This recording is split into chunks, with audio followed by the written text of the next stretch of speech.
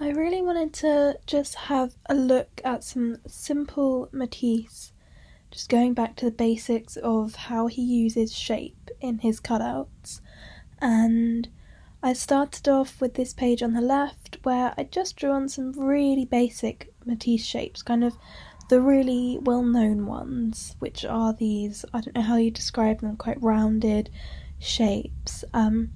And everyone kind of knows them as those classic Matisse cutout shapes.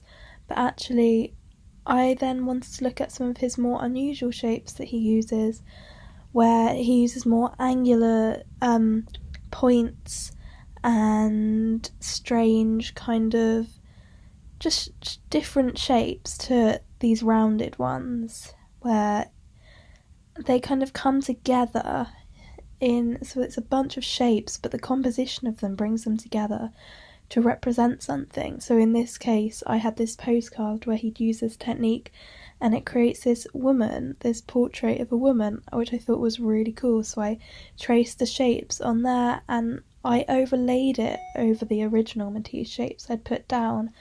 And it shows a kind of contrast and a range within his work.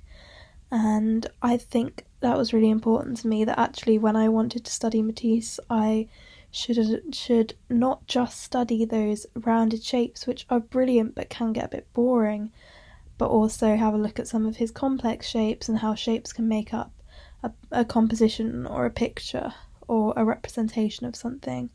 And I think this works really well, these two pages. The symmetry in them with that drawing twice, and then the page on the right with just that little bit of tissue paper. I think the composition of these two pages works really nicely as a sketchbook page, as well as what it shows within my journey learning about Matisse.